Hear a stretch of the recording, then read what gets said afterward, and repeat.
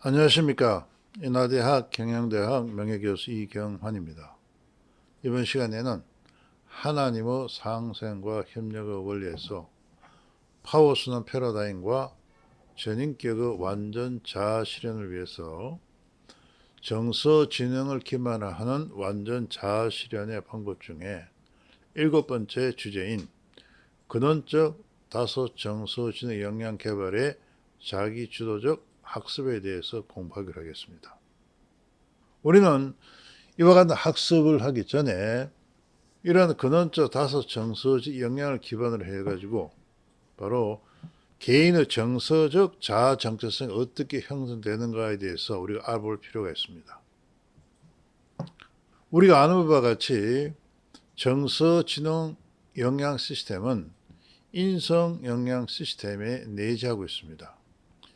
이러한 정서적 역량 시스템은 창의성과 근원적 다섯 정서 역량과 파워의 다섯 구성되고, 또 창의성과 선천적 근원적 다섯 정서 역량은 생명력에 포함되고, 후천적 근원적 정서적 역량은 파워 다섯 속성에 포함됩니다. 이와 같은 것을 그림을 나타내 보면은 그림 3-2에 나와 있습니다. 그림 3-2에 보시게 되면은 정서적 역량 시스템에서 그 바깥은 파워의 다섯 속성이 있고, 이 파워 속성 안에 자아 실현 경향성이 있으며, 이 경향성 안에 바로 근원적, 선천적 다섯 정서 역량이 내재하고 있다 하는 것입니다.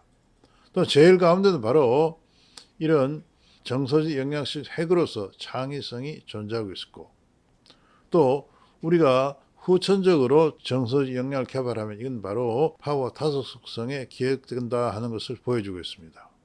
정서적 자아 정체성이 형성되기 위해서는 먼저 우리가 근원적 정서지능 역량이 활성화되어야 됩니다. 근원적 정서적 역량은 바로 생명력의 활성화 조건에서 활성화됩니다. 그 내용을 살펴보면 생명력 활성화 조건에서 창의성이 우선 개방됩니다. 창의성 우선 개방된 이유는 바로 이 창의성이 조금 전에 설명드린 바와 같이 정서지능 역량 시스템의 핵이기 때문에 그렇습니다. 이렇게 개방된 창의성은 바로 스키마가 형성된 근원적 정서지능 역량을 활성화한다 하는 것입니다. 이 경우에 창의성과 자아실현 경향성과 활성화된 근원적 정서지능의 가치를 근거에 틀로 한 가치 측정 시스템이 형성되고, 그것이 바로 이 가치 측정 시스템을 통해서 정서적 자아 정체성을 형성한다 하는 것입니다. 이와 같은 내용을 우리가 살펴보면 그림 3-16을 보시게 되면 생명력의 활성화 조건에서 좀 전에 설명드린 바와 같이 창의성이 우선적으로 활성화되고, 또 활성화된 창의성은 스키마가 형성된 근원적 정서적 역량을 활성화시킵니다. 이런 창의성과 근원적 정서 역량과 자아 실현 경향성의 결합에서 유기체적 가치 측정 프로세스, 즉 시스템을 형성합니다. 이 시스템 위에서 바로 근원적 정서지능 기반 자아 정체성이 형성되고, 이것이 다시 학습을 통해서 근원적 정서 역량 시스템을 강화합니다. 이러한 과정을 통해서 바로 정서적 자아 정체성이 형성된다 하는 것입니다. 여기서 스키마란 무엇인가 하면은 우리가 지난 시간에 이미 공부했습니다만도 다시 한번 상기해 보면은, 스키마는 기억된 추상적 지식 구조이며 지각 대상에 대해 정보를 조직화하고 해석하게 하며 감각적 입력에 영향을 미칩니다. 우리가 정서지능 스키마를 형성하기 위해서는 바로 정서지능 역량 시스템 학습이 요구되며, 이렇게 형성된 정서지능 시스템은 정서지능 시스템에 대한 정보를 조직화하고 해석해서 또한 감각적 입력에 영향을 미칩니다. 이와 같은 방법으로 활성화된 근원적 정서지능의 가치를 포함한 가치 측정 시스템은 바로 정서적 자아 정체성을 형성한다 하는 것입니다. 우리는 이와 같은 근원적 정서적 역량을 개발하기 위해서는 인성, 오역량, 면역 증가 효과를 이용한 것이 보다 효과적이라 하는 것입니다. 우리가 지난 시간에 공부한 바와 같이 인성, 오역량들은 바로 서로 상호작용을 하고 있고, 이들 중에 정체성이 형성된 그러한 인성 역량은 자기와 가장 관련성이 높은 그런 인성 역량의 활동을 강화하던 지원해서 바로 이와 같은 인성이 개발한다 하는 것입니다. 이와 같은 인성 오해 면역 신경 효과는 바로 근원적 다섯 정서 지능에도 존재한다 하는 것입니다. 왜냐하면 근원적 다섯 정서 지능 영향은 사람에게 연합의 형태로 존재하고 이들은 상호작용을 합니다. 그렇지만 이런 필요에 따라서 독립적으로 또는 연합하여 작용한다 하는 것입니다. 이런 근원적 다섯 정서 지능의 면역 증감 효과는 정체성을 가진 근원적 정서 지능 영향을 기반으로 이들이 서로의 기능을 지원, 강화 또는 약화시키는 그런 프로세스입니다. 이런 방법을 통해서 하나의 이성 근원적 정서적 영향에서 자아 정체성이 형성될 경우 인성 원영양 면역 증가 효과에 기인하여 나머지 근원적 정서적 영향을 개발하며 또 이 과정에서 우리가 학습 절차는 다음과 같아 하는 것입니다. 첫째로 지배적 근원적 정서 영향의 역할을 우선적으로 고양하고 촉진시킵니다. 여기서 말하는 지배적 근원적 정서적 영향은 근원적 다섯 정서 영향 중에 정체성이 가장 큰 그런 정서 지능입니다. 둘째로 이들 중에 지배적 근원적 정서 영향과 가장 협력관계에 있는 정서 지능의 영향의 역할을 고양 또는 촉진시킴으로써 이러한 방법으로 근원적 다섯 정서 영향을 순차적으로 개발해 나간다 하는 것입니다. 셋째로 근원적 다섯 정서 지능의 정체성 형성이 없을 경우 가장 활성화된 근원적 정서 영향 개발을 도모합니다. 이것을 위해 해당 근원적 정서 영향에 대한 학습을 통해 스키마를 형성하고 성취 행동을 기반으로 자기 정화를 도모하는 것이 바람직하다 하는 것입니다. 따라서 근원적 정서적 영향 개발 학습은 이들의 정체성 진단으로부터 시작하는 것이 바람직하다 할 것입니다. 그림 3-17은 근원적 다섯 정서 영향의 상호작용을 보이겠습니다.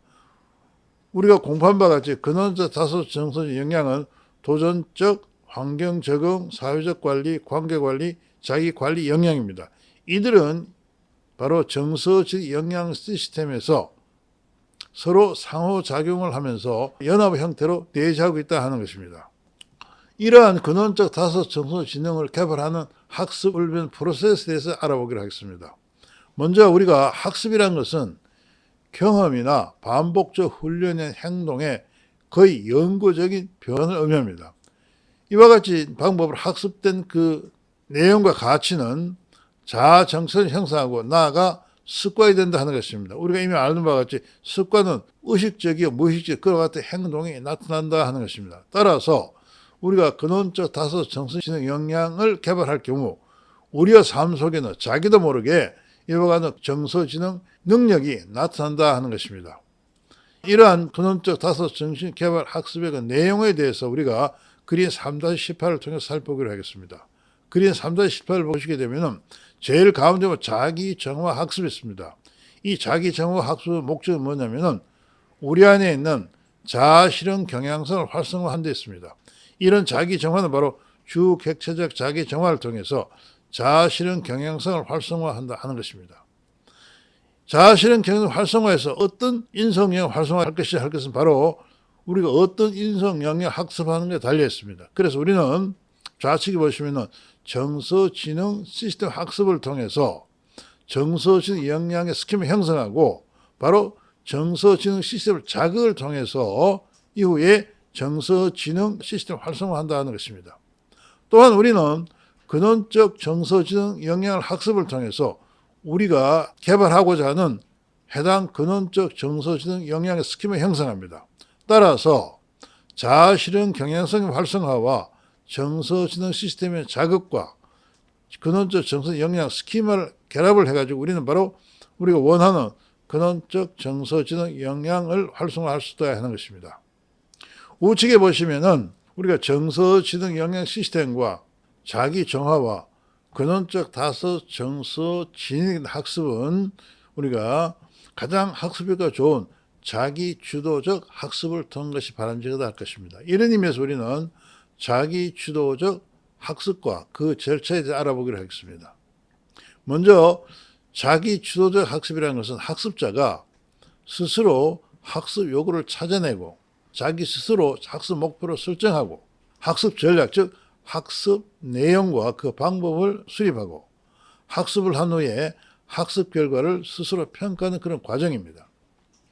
우리나라 교육 심리학 용어 사전을 보게 되면 자기 주도적 학습 방법을 다음과 같이 설명하고 있습니다. 첫째로 보게 되면 자신의 학습 필요와 욕구를 정확히 파악하고 이를 심층적으로 진단하고 있어야 하며, 두 번째, 학습에 참여 여부와 시기 등을 자율적으로 적합하게 결정하고, 세 번째, 수상적이고 막연한 학습 목표가 아니라 자신의 학습 욕구와 필요에 따라서 적정의 학습 목표를 명확히 선정해야 하고, 네 번째, 학습 욕구와 필요에 적합한 학습 내용과 방법을 자율적으로 선택하고, 다섯 번째, 학습 결과는 외부의 전문가에 대한 평가에 앞서서 학습자의 자율적 평가가 먼저 이루어져야 하고, 이러한 자율적 평가가 우리 학습 성과 평가에 보다 더 중요시되는 것이 바람직하다고 얘기하고 있습니다. 따라서 이와 같은 자기 주도적 학습을 위해서는 바로 자기의 학습의 필요와 요구를 먼저 파악하는 것이 우선되어야 될 것이다 하는 것입니다. 우리가 자신의 정서지능 개발을 위한 자기 주도적 학습을 위해서는 먼저 자신의 근원적 다섯 정서지능의 상태를 아는 것이 바람직하다 하는 것입니다.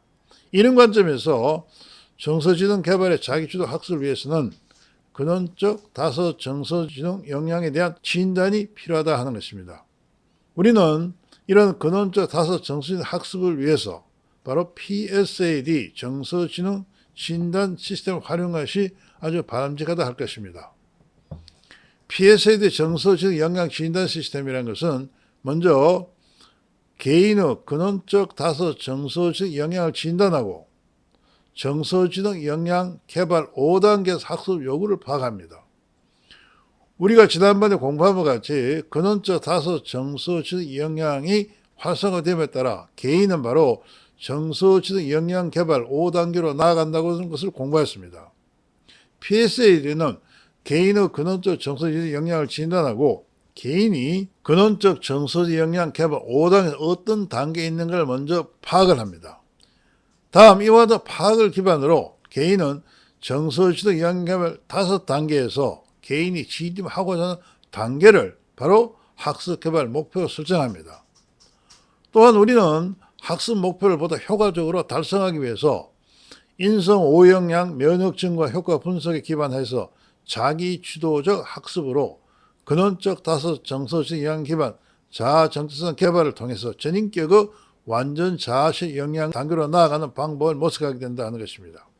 그림 3-2를 보시게 되면은 황색 부분은 정서지능 개발을 위한 PSAD의 역할을 나타내고 있고, 녹색 부분은 정서지능 개발을 위한 학습자 역할을 보이고 있습니다.